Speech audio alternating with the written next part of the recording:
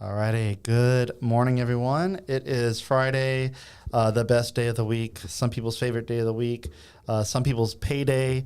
If you're a small business owner, your payday comes in all kind of different ways, so you no longer have a schedule. It just is what it is, but today is going to be a good day. We have Michelle Luquette and Dr. Shannon Bernard of On Track by 5 by LPSS.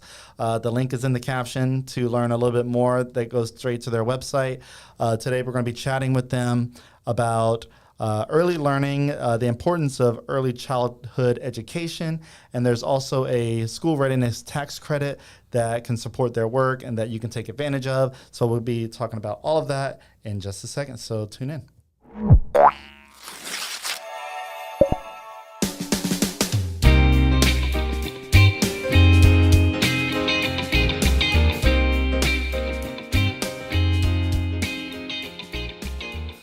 All right, before we go too far, our sponsor today, our presenting sponsor, Chase Group Construction, they take the lead and become your one point of contact for the entire design build process. So if you're looking to build something new, a new business, mostly a business, I think they do residential stuff, but this is a business-related podcast, so it's talking about business. So if you want to build something new or renovate a space, they can help you with that. They design it and build it, so you don't need to go to an architect because they are an architect, and also they are the construction company. So that's the beauty of this. They design and build. They have a diverse portfolio of projects that range from medical centers, popular restaurants, and multi-unit shopping centers. Because we like to eat around here, I tell people that they've built the Fat Pat's in Broussard and the Fat Pat's in Breaux Bridge. And if you've been there, chances are you've been there. You know the building is really nice. They built that. You can check them out at chasegroupconstruction.com. They're local, and they've been supporting us for a long time, just as long as our next sponsor coming up in about 20 minutes. But yeah, so we really appreciate them, and go check them out. Alrighty. So let's get the conversation started. We have Michelle Luquette and Dr. Shannon Bernard. Welcome to the T Podcast. Thank you for having us. Yeah. So let's go ahead and get some introductions in. Dr. Shannon, if you want to go first, just go ahead and tell us a little bit about you. Let me move that. There you go. My name's Dr. Shannon Bernard. Was born and raised in Lafayette, Louisiana, mostly on the north side of town. I'm a North Side Viking alum. All right. I left Lafayette to get my bachelor's degree at Dillard University in New Orleans. Came home, obtained my master's degree from University of Louisiana at Lafayette, and then obtained a doctorate from University of Louisiana Lafayette in the Ed Leadership Program. I have been with LPSS since 2013. Wow. I think I got that right. And then I started off as a resource coordinator in the early childhood department, working with child care centers and our LA4 pre-K program. And then I transitioned to a supervisor for On Track by 5. So my official title is Child Care Resource and Referral Supervisor for On Track by 5, where I support our local child care centers. Awesome. Well, good to have you on. And then, Michelle, go ahead and introduce yourself. I'm Michelle Luquette. I am a transplant here. I originally, my family is from Michigan, and my mom, her family was from Louisiana, so she got sick of the snow. So we ended up moving to a place called Houghton, Louisiana, which is next to Bossier City. And I did all my schooling with in Pineville, so I call Pineville home, but I've been here longer than anywhere. I've been in Lafayette over 30 years. So it's been it's been great living here, and it's been great knowing the difference in the three parts of the state, because it's three different worlds. So it is, yeah. Moving down here, I was like, oh my gosh, we have industry, we have food, we have this. So it's been great. So I've been with Lafayette Parish School System for the last 7 years, promoting early care and development and a school readiness tax credit. Before that, I worked for a for-profit college and realized that a lot of the importance, we definitely can do a lot of work in that space, but it kind of really how do I want to say this? It really starts with early childhood. Birth to 5, 90% of the brain development happens within, the first 5 years. So I really understood how important it was. And so being on the On Track by 5 team has been fabulous. We're doing a lot of great work, and we're excited to talk about it. Yeah. I thought you were just about to spill everything. I'm like, well, that was an introduction and a half right there. All right. So I'm going to go back to you, Dr. Shannon. So you born and raised in the Lafayette area? Yes. Majority spent on the north side, but you said you went and got an education in New Orleans. Why was there a particular reason why you went to New Orleans for that? Was there a scholarship, a grant that you got there, or why couldn't you have done that in Lafayette? Because it was important for me to attend a historically black college and university. My sister was there. It was a good opportunity to leave home, but not go too far away from home. So that was why. And I did get a small scholarship. It didn't cover everything, but it was enough to cover some of it and still give me the experience. That's awesome. That's awesome. I had done Upward Bound here at when it was USL. I'd done the Upward Bound program, so I'd gotten a taste of UL. Knew at some point I'd come back home, but needed that time to get away, grow a little bit, How long did you spend in New Orleans? 4 years. And you lived there? Yes, for 4 years. Yeah. Wow. And you liked New Orleans, I'm sure, right? It's a nice place for some people. Yeah. Yes. But I mean, coming from Lafayette's everybody kind of says this is Lafayette's kind of a small big town, and you have that small town feel, the small town comfort, if you want to call it that. But the big city amenities of we have some nice parks, we have some nice places to eat, but we just don't have as many people. And that's what I love about Lafayette. It's the small town feel, still gives you the feel of like you're in a big city when you're really not. Yeah. But it's homey, people are friendly. Not saying that they're not in New Orleans. Right. But New Orleans was just when you come from Lafayette, the pace is a lot faster. Right. I am on the slow train, moving, a little slower than what's happening in New Orleans. We all kind of are here in Lafayette. Right. And so for me, it was about going away. I had the experience. My sister loves it. And I had a best friend who loved it, but I was like, I'm trying to get home. Yeah. So I love to visit New Orleans. Yeah. It's really neat. There's tons of history there. Right. And just the architecture is very interesting. And when you combine the history and also with the architecture, and you kind of learn about why buildings were built a certain way, because you would think that being in South Louisiana, it'd be majority French architecture, but it's majority Spanish architecture. There's maybe one or two French buildings in the downtown area, and you're like, why isn't there more? So that's fascinating to see. But yeah, very fascinating. And then, so you came back and you pursued more education here, correct? Yes. Is that what you said? So say it again, what other education did you pursue? So I obtained my master's in human resources with an emphasis in child and family studies from it had just changed to the University of Louisiana at Lafayette, and then a doctorate in educational leadership.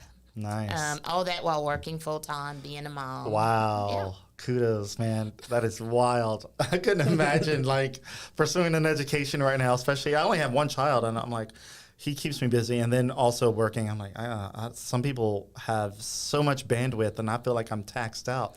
Oh, yes. And after I finished that doctorate, I was like, I don't want to read another book or any of those things. It was really time to devote time to my now 16-year-old. Nice. So it was a good opportunity, enjoyed. I'm a person who loves to grow. I'm not satisfied with just the status quo, whether that's in my personal life or my professional life. I always want to challenge myself to do better. Even within the work that we do at On Track by 5, my goal is always to look at how can we make things better for somebody. So not just the improvement for myself, but how do we make things better for our team? How do we make things better for the people that we serve? I love it. Michelle, so you were from the Michigan area, you said? My dad was from Grand Rapids, and my mom was an Army brat. And so when I was 4-ish, Mom was sick of the snow, so we ended up moving to Louisiana. So you don't remember a whole lot about Michigan. There you go. No, we still have family up there, but we do not get up there very often. Okay. It's like I can almost vaguely hear a slight Michigan sense in your voice, but it's majority of it's the Pineville vibe. Yeah. So when I moved down here, my maiden name is Skelly with a K, Skelly, and everyone's like, "Who are you and where are you from?" And I was like, in Ellick and Pineville, I will say we had the Air Force Base, so we had a lot of people come in and out, and so that wasn't really people had roots, but not like they do here. So it's really been a unique. But I call Pineville home because I did all my schooling, most of my schooling there. Did it take, whenever you moved to Lafayette, did it take you any sort of learning curve to get the name pronunciations correct? There was a lot of learning curves. I was 22, I believe, when I moved down here. And a lot of the lingo is different. The pronunciations, I hear a lot of people say idea, there's not an R on idea, but, get down. What does that mean? I heard someone say, make a pass. Are you going to get down, out of your car? And I was like, what does that mean? Yeah. Are you going to get out? So, and my mom being an Army brat, she really was hard on us with our pronunciations and our grammar. So that was a pretty big learning curve. But the food, the food was the biggest culture shock. That you do a gumbo. So you're talking about flavor. You were surprised about flavor. And the carbs. You have a gumbo with rice and you put potato salad in it. And you have a slice of bread or two. Yes. And so we kind of grew up with, we had a protein, we had, a vegetable and a carb. And so, Mom did casseroles and stuff like that. But, the food was a culture shock. Yeah. Casserole is a traditional Midwestern dish right there. You just slap everything inside it, put it in the oven. Exactly. Everything down here is a stew.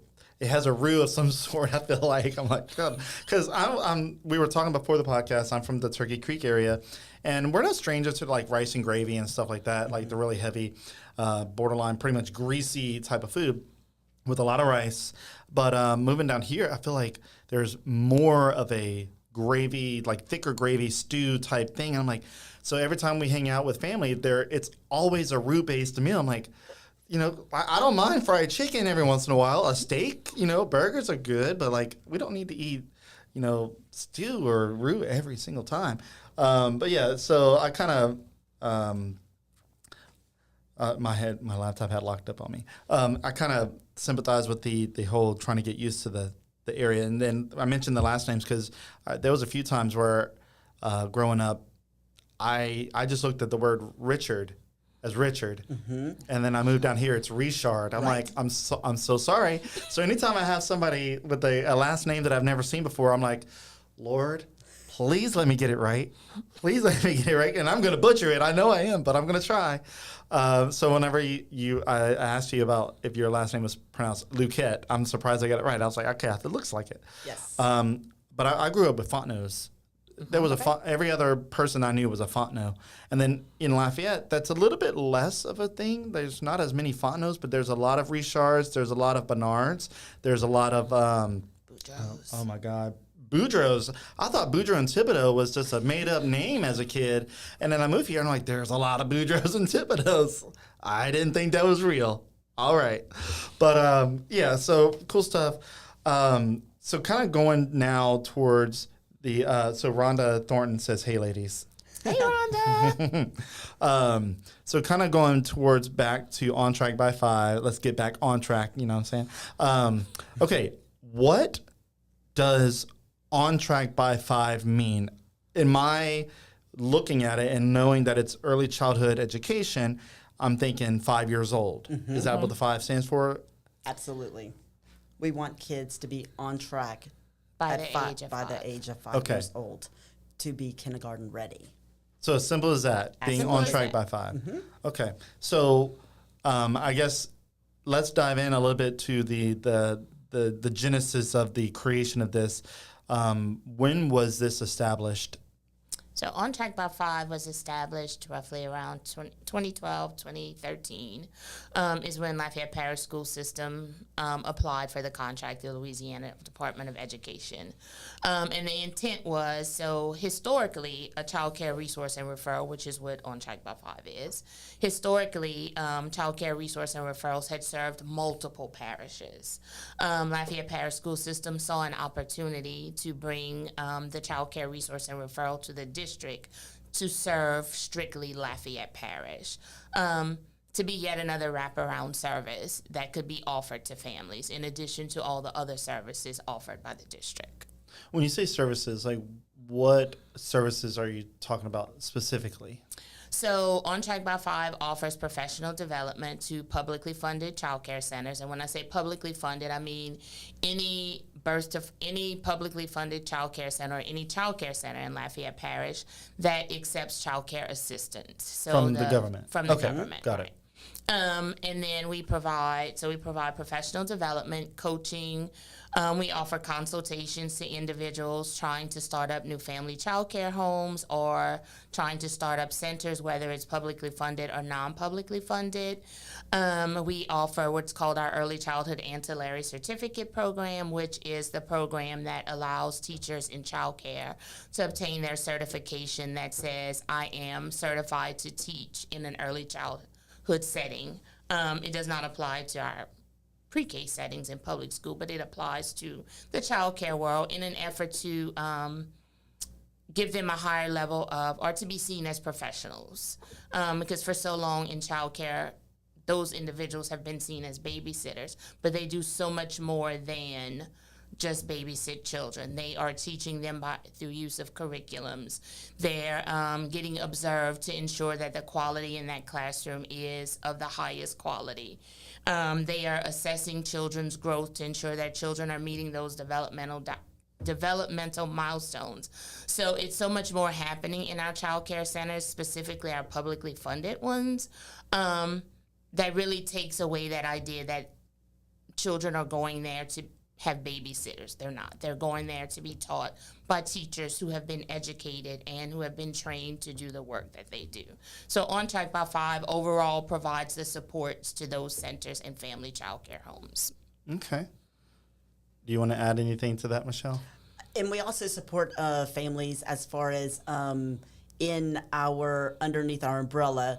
As far as the child care assistance program, we have Sarah Downs heading that program. We're out in the community doing a lot of community activities with Katri Collada along with Sarah Downs.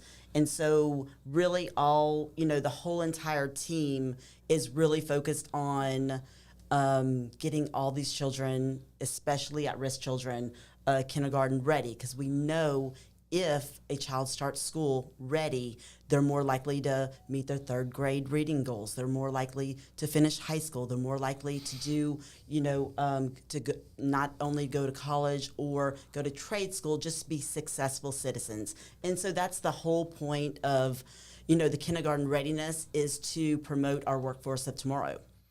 All right, cool. Well, that is a great spot to bring in our next sponsor. And then after that, I want to talk a little bit more about the early childhood education field and kind of dive into that and kind of see what your thoughts are. But first, as I mentioned in the first sponsor, this is our next sponsor. It's Music Academy of Acadiana. They are Acadiana's top choice for music lessons. Again, another local company that has sponsored the podcast for years. I've been doing this podcast since 2018, and they have sponsored it probably all but 2 years, give or take. They've been on it for a while, and every time it comes to renew, they say, keep doing you. I'm like, cool. So we really appreciate them. They are a local school, local music academy. They are, like I said, a top choice for if you want to bring your child to music lessons, or if you want to take music lessons yourself, maybe you want to start a band at your ripe age of 50. I don't know. Maybe you want to learn guitar. Maybe you want to improve your voice. They do all that there. They even teach drums, violin. If you want to play a little bit of Kenny G, maybe, get your jazz vibes on. They do saxophone, flute. And maybe if you're a behind the scenes person, they do audio production as well. So you can kind of play with the buttons and the knobs and be off the view of the public, but still kind of have a role in music. They have a ton of experienced instructors. They've sent students to college and also have appeared in major music competitions like American Idol and The Voice. So that's really cool. The founder, Tim Benson, is a UL Lafayette Music School graduate, and he's also a part of a early 2000s emo type cover band called the Criers. So if you're into that type of early 2000s genre of music, rock music per se, you can look up Criers on Facebook and their website. It'll probably come up and you can see where they play. They're doing pretty good and they sound really good. That's all I know.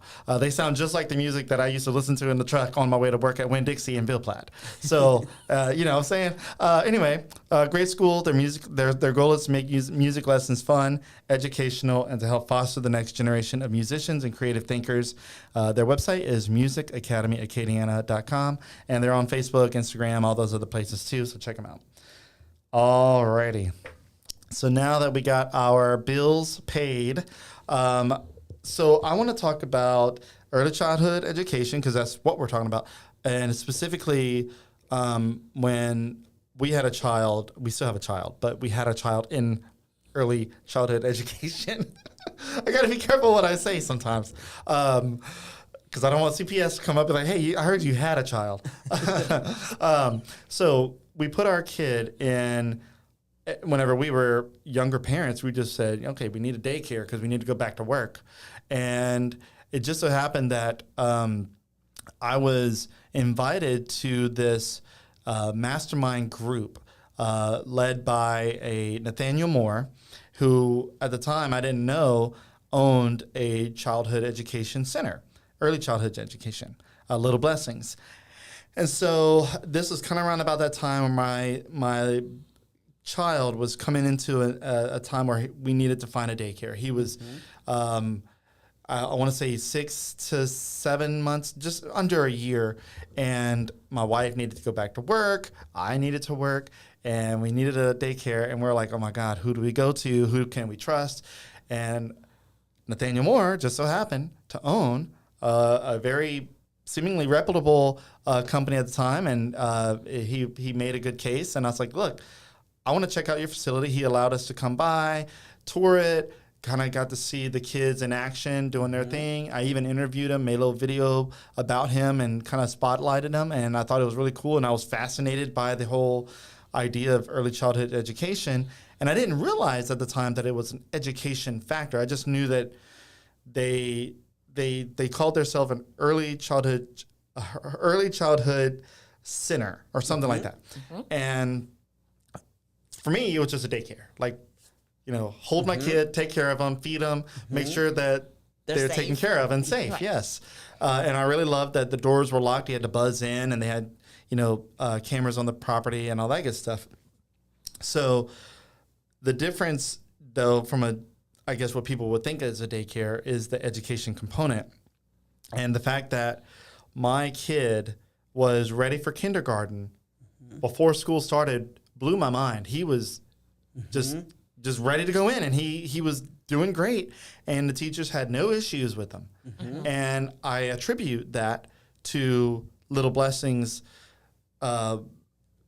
curriculum, and they taught him his colors. They taught him his starting to get into the numbers, and they did little worksheets with them. I'm like, and he was probably, God, he was not even in preschool age yet, but he was like only 2 or 3 in that range and already learning all this stuff. And I'm like, this is wild. Like, I didn't realize that you can get them to learn all this stuff that early. And sure enough. And so you guys play a role into that. Yes. So the most rapid growth in development is birth to 3. So just to kind of give you an idea, when birth to 3, your dendrites are just popping. And if you're getting... Your what? Your dendrites in your Dendrites, brain, okay. they're just really connecting. So if you're getting positive experiences and you're getting different, you're getting...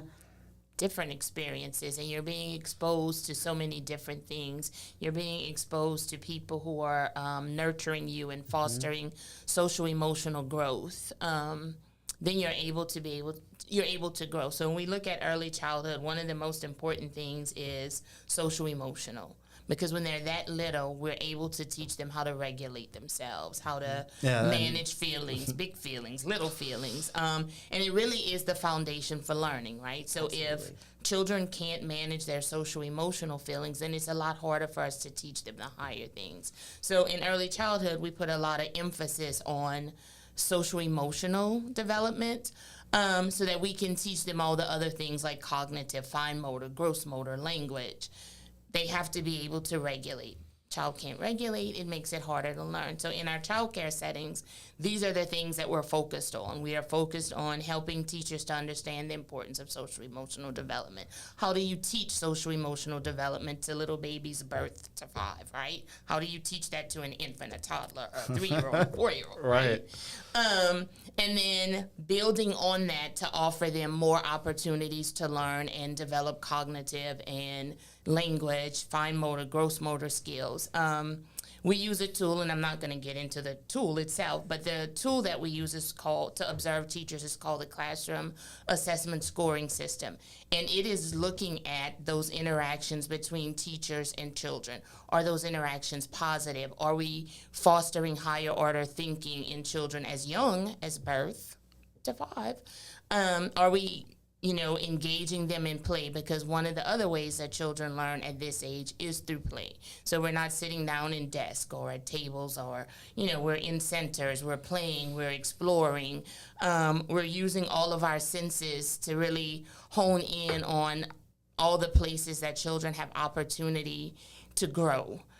So when we're teaching shapes and numbers and letters, we're doing it in the context of play. Oh, do you see that round wheel on the bus? Yeah. Here, look, how many more blocks do I need to stack? Oh, I need 2 more blocks. So everything is within the context of play, because we recognize and understand that that is how children learn best at this age. I'm not going to lie. Some adults learn better by playing too. Look, I am a learn as I go type of person. Like, I can read something and it goes in one ear or out the other, or like, how they say. But if I start putting it into action and start doing something with it, I'm like, okay, that's the reason why I should have done that. Or, vice versa. I'm more of a, I learn by feeling and hands-on learning. I don't know if this is still a term or if you guys use this term. I know in Bayou Chico, Turkey Creek area, I was considered a 504 boy, and not the New Orleans rap guys either. I was considered a slow learner in school. And I was, even as, late as probably early high school, I was considered 504, and I would have teachers come up to me and take my test while all the other kids are taking the test in full.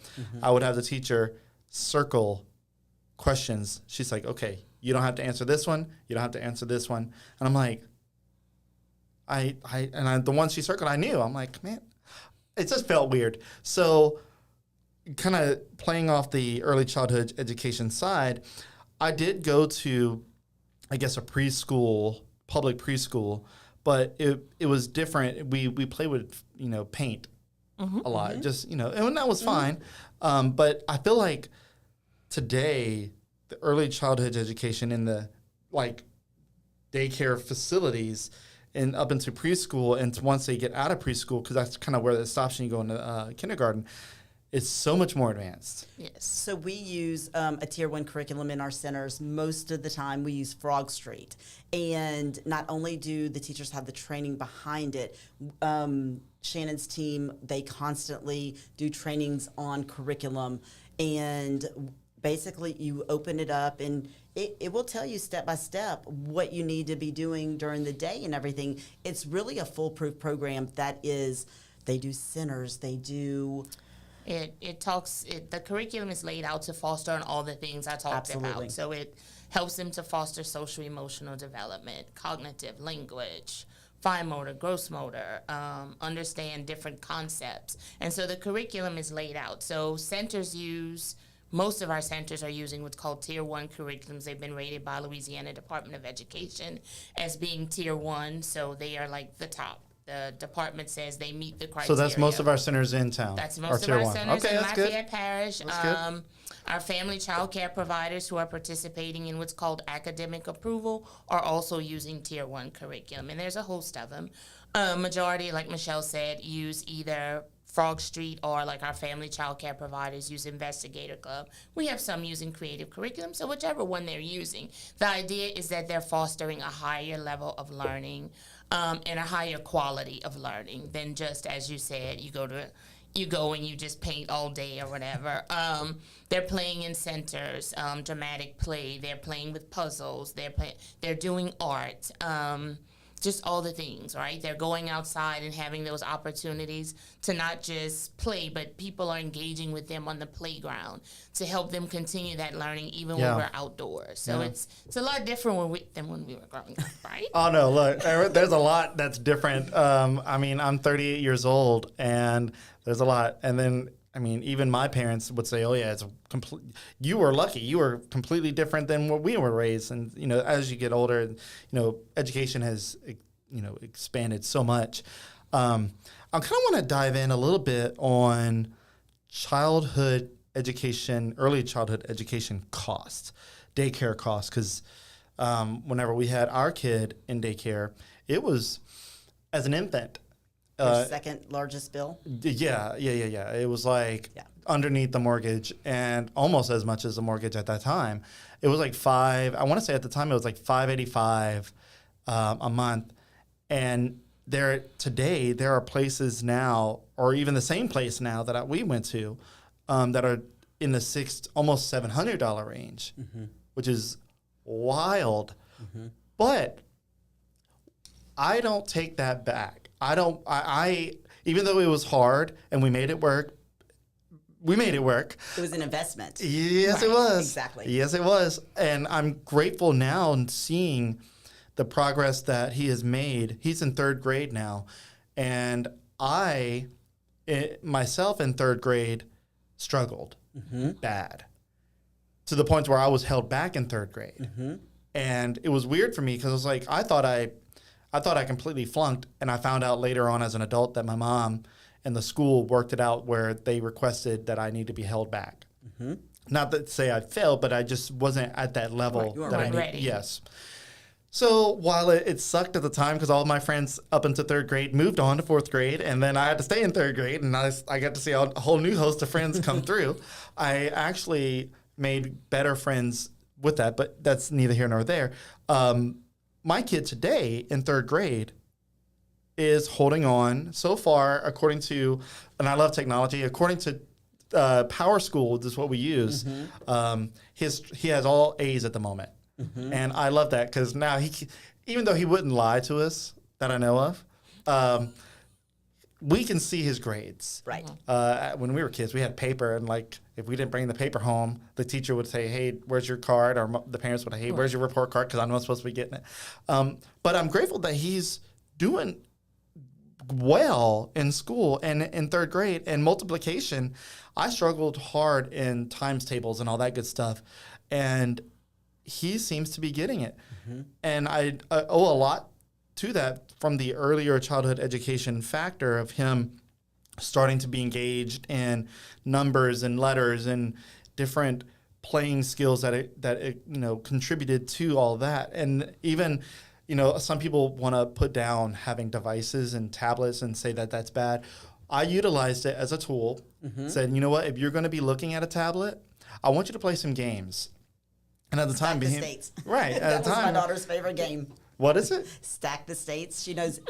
She's in high school, and she still says, "Mom, can you believe they don't know the capitals? Oh my gosh, Miss Becky taught me that." And that was an app that we used. Okay, I'm gonna have to look into that. Yeah. Okay. Well, so with his tablet, we found some games where he can play with numbers and, the very elementary style stuff. They had kindergarten, first grade, second grade, and so forth. They even have third and fourth. And so I would download that and I would just say, hey, you want to play some games? And this is before he's now into Fortnite and all that good stuff and Roblox, which those are good. But in the earlier days, I wanted him to kind of play with, numbers. And even today, I try to get him to play with the third grade level of, the math and his reading, because he has to read a certain amount of times, a certain amount of time a day, and he has to be at a certain level. And so far, all trends are showing that he's in that pattern where he needs to be. But it made me nervous growing up. And knowing that, I'm going to have a kid and what's going to happen whenever they hit third grade, because I didn't want to project that on him, but I mean, I kind of did, because my fear is third grade gets hard, and all the teachers started warning us, okay, third grade, it gets difficult. And so, kind of circling back, I owe a lot to the investment, the cost of early childhood education is just very hard as parents when you have diapers to buy, formula to buy, and then clothes, because they keep growing out of all the clothes. You kind of, hand-me-downs are great from family. So if you have a family structure that supports you, that's good. But kind of in that vein, how do parents that cannot afford a $500, $600, $700 a month, daycare bill that relies a lot on, the village to raise their family, how would they take advantage of that education level? Center, like you said, Right. Yeah. Families who are eligible can apply for child care assistance, which is money funded through the government to help offset the cost of. So more often than not, the copay for that is zero unless there is something additional being charged. So there is assistance for families who are unable to cover the cost of child care. Unfortunately, not every family qualifies for that assistance, but for those families who can take advantage of that, that is available to them. Our whole goal is to have every child in a child care center learning like your child did, learning like our children did. We don't only want this for us, we want it for our community. Yeah. Is the qualification based on income? Yes, it is based on income. Okay. And that income has raised quite a bit, Right. over the years. And so Sarah Downs in our department, she actually works directly with the Child Care Assistance Program in getting people on to that program. Unfortunately, right now, there is a waiting list. Yes. Now, we were fortunate through COVID where that list there was extra money in the budget with the state and the federal government that we were able to put more children than ever in childcare seats, but it's gone back to a waiting list. So there's a waiting list for There's a kids waiting that are going to go on with assistance to get into the day. Oh, Yes. wow. And There's a few exceptions to Okay. that rule.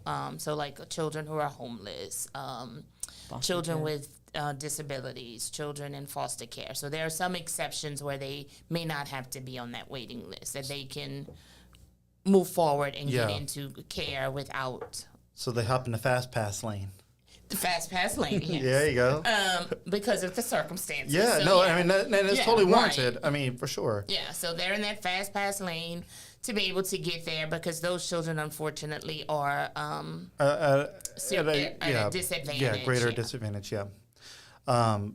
That's good. Man, so kind of going into a discussion of closing out. So you guys have a school readiness tax credit that goes towards the work for On Track by 5. What does that look like? So the funding for this and people, so how does the tax credit work? Like, walk me through what can people expect? What do they need to know about how you guys are funded, where the money goes, and how can they take advantage of a tax credit? So we are funded through a grant through Department of Education, but the school readiness tax credit was put in place many years ago, 2008, I believe. And what it does is help supplement what we can do. So when I first started 8 years ago, we had 3 centers with curriculums. So through the school readiness tax credit and through Lafayette Ready Start, we, in the last few years, we have put over 300 curriculums in classrooms. And these curriculums run between $1,000 and $4,000 for a pre-K. So they're very, very expensive. So what the state said was, we can't really fund you to the degree we would like to, but we can supplement and we can give you a tax credit for businesses. Because the whole thing is they really want businesses to really hone in and realize how important early childhood education is. So what I do is I go out to businesses, and the tax credit states if you are LLC, corporation, if you're a partnership, if you're just about any type of business except for ESOPs. Acadian Ambulance is employee owned. They cannot take advantage of this. Even nonprofits can take advantage. You can give On Track by 5 up to $5,000, and we will credit your account at Department of Revenue. So let's just say Doug Ashey. Say they owe $10,000 when their tax bill comes in. But they have given us $5,000 to On Track by 5. Their tax bill now will reduce to $5,000. Okay. So it's a dollar for dollar refundable tax credit. So if you're a nonprofit like the Schumacher Family Foundation or the Pew Family Foundation, they give us $5,000. Once they file their state tax return, you do have to file a state tax return, 6 to 8 weeks later, they get a check back from the state. So basically, we fund a lot of our programs and our programming through this school readiness tax credit. And the more money we can raise, the more we can put into our centers. So the really cool thing is, in the last couple of years, we have something called Adopt a Center. So if a business gives us $5,000, total redirection of their business taxes, we have them adopt a center, a publicly funded center. And so if that center doesn't have a curriculum, that's going to be the first thing that we're going to offer the center. You know, what curriculums do you need for your center? If the Child Care Center already has curriculums, we go in there and put learning materials, teacher trainings, and all kinds of fun stuff. So if with the $5,000 tax credit, you might have seen this before in some businesses, but we'll give them a beautiful sign. Flip it over. A beautiful sign. There you go. That says that they're adopting the center. They'll come with us on the day that we're bringing all the goodies, to the center, meet their center, and a lot of times they stay in contact with them. Super easy. What you want to do is get with your CPA, and So in the end, once you redirect, you do have to do it by December 31st. So it doesn't cost you anything but a little bit of time. So we collect all of our donations by December 31st.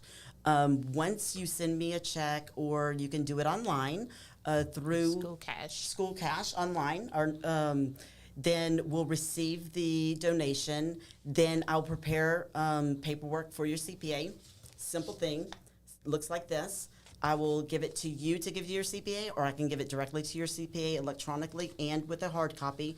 And at that point, it takes the CPA about 5-10 minutes to punch it in once they do it, and boom, it's redirected. So we're wanting all businesses to keep their money in Lafayette Parish. Yeah. Not only that, it's so important for early childhood education. What happens to a child in the first 5 years kind of dictates the next 50 years.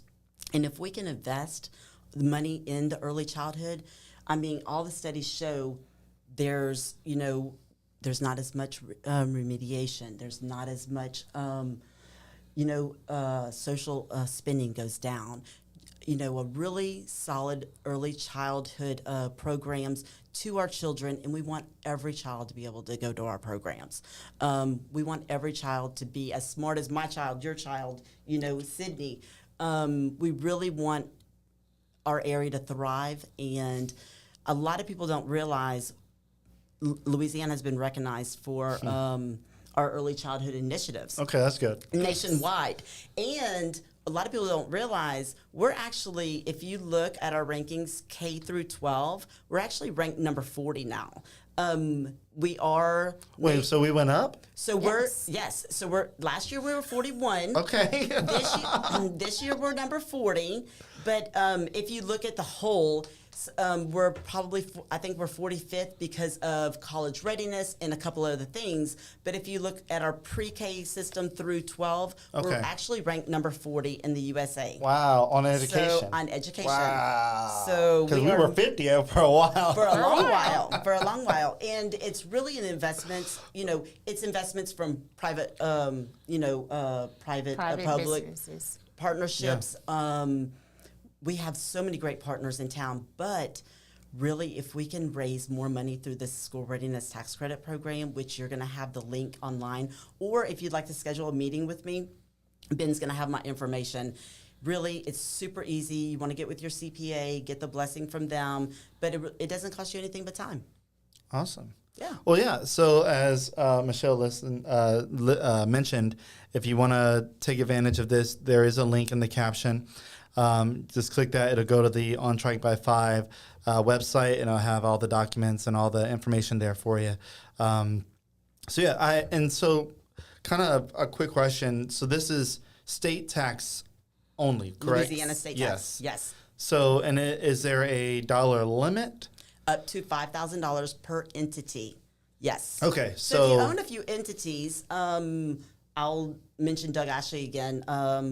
Mr. Rocky Trahan and Steve Ashley, they love our program. They know the work that we're doing. They actually, they did one entity for several years, and last year they were like, we have 3 entities. As long as you have a different tax ID per entity, you can do up to $5,000 per entity. Now, if it flows through to your individual, you can only do 1. So say we have a married couple and they're both attorneys and they're APLC, but it flows through to a single, you only are allowed to do 1 tax credit. Oh my God, I hate taxes so much. Like the systems are so wild, but it makes sense. I get it. Wouldn't you rather keep your money here and send it to Baton Rouge? And who knows what Baton Rouge is doing with it? So they could send it to different parishes, this and that. We know it's staying here, and you get to adopt a center, or it's really staying here for great use. And it's really an economic booster for Lafayette Parish, right? Yeah. So we're investing in our youngest learners, who we know when we invest in early childhood, lifelong success is to follow. Mm-hmm. So if we're investing those dollars here in Lafayette Parish, then we're boosting our own economy by investing in the children that are here and the centers that are providing that education to those children. That's important. And you said by December 31st is when people can take advantage of this, correct? Yes. Okay. So a CPA will tell you any tax credit you do have to take by December 31st because you have to do it in the same year as what the as what you're going to file in. Right. So of course in May we're filing for 2024, so you would have had to make your donation by December 31st, 2024. So it doesn't cost you anything but a little bit of time. There you go. All right. Well, look, this has been a great educational piece, right? On this, but and you and I, Michelle, have spoken about this before because a while back your family had a restaurant in Brobridge, and you had mentioned this, and I was trying to wrap my head around it, and you gave me a document, and so it's good to have you on, and both of you to kind of talk about this. Yeah. So, is there anything else that we need to mention that we need to know before we head out on this? I don't want to say beautiful Friday. I think it is. It's a beautiful Friday. I think the 30% chance of rain is not here. Yeah, there you go. Look, so fingers crossed. Perspective is the key here. So it's a beautiful Friday either way because it is Friday. Absolutely. Now, whether the climate's beautiful, that's up to your discretion. But yeah, is there anything else that we need to know? So I would just say On Track by 5 is part of the Lafayette Parish School System Early Childhood Department that is really comprised of 3 different programs: our LA4 Pre-K program, our Lafayette Ready Start Network, and our On Track by 5, as we've been discussing today on the podcast. Easy way to think about it is LA4 Pre-K is a way for children 4 years old who meet the income level to be able to attend public pre-K. Lafayette Ready Start Network is kind of our access piece. So this is how families access birth to 5 services for early childhood education, whether it is Head Start, Lafayette Parish School System Pre-K, whether it's non-publicly funded preschool, Type 3 centers, or family child care homes. They're the access piece. On Track by 5 is the quality piece. We're the people going in, supporting, and ensuring that teachers have the skills and knowledge that they need to support children with learning. You can look for us out in the community to learn more about our entire early childhood department. We're often out in the community attending events at the library, partnering with Children's Museum. This year we had an opportunity to participate in the Art Walk, where we were able to give out information. And the whole purpose of our participating in community events is that we get the word out about the importance of early childhood education and how to access it. Nice. And I see you have a flyer right here. What is that for? So the Ready Start Network is going to be at Treats at the Village. They're going to have some goodies for you. Okay. And actually, we did create this for your son. Nice. So we could give that to Appreciate him and your family. But they're going to be out there giving some really cool items. I don't know that we're going to be giving candy. Yep, we're going to be We're focused. trying to give some social, emotional, materials and stuff. And Treats at the Village is focused on, this year, it's all about our children with special needs. And so Lafayette Ready Start Network, our early childhood department, because that's who's attending the event, is really focused on making sure that those children have items that they can really benefit from and use. So trying to be a little bit more diverse and inclusive in the materials that we hand out at specific events, particularly this one. Awesome. Well, cool. This has been great. I really appreciate you guys coming on and talking about it. I definitely learned a little bit more about the program and all the advantages of the tax credit, because that's very appealing to keep the money here, because you pay it and it just kind of goes wherever it goes. And if you can direct it to stay here, I think that's great. And if you're a business owner listening, obviously you're probably thinking, okay, that sounds great. The documents in the caption here, you click that, it goes to the site. Take advantage of that. Keep the money here. With that, you guys have a great weekend. You too. You too. Yeah. Are you guys cooking anything this weekend? I I put you on the spot there. Wait, am I cooking? We have my son's engagement party. Yes, There I you think go. I am cooking, but it's nothing, It's not a stew. Earlier we talked about the food in Lafayette. Yeah, I yeah. am so not that cook. Really? No. Well, what you do, like grilled chicken or something? Grilled chicken, turkey, ground meat. Yeah, so, okay, all right. So not the, traditional. I love that food, though. Yeah. Well, But, some of us have to eat it sparingly. Yes, absolutely. I said that's the only problem with living in South Louisiana is I have The brown to food watch capital of the watch world. my diet every day. Yeah, everything on the plate is a different shade of brown. It's like gravy, fried, and it's all good, but it'll pack on you. But with that, man, again, you guys have a great weekend, and I enjoyed it. Thank you so Same much. here. All right, that's it, guys. Hope you enjoyed the show, and we'll see you on the next one.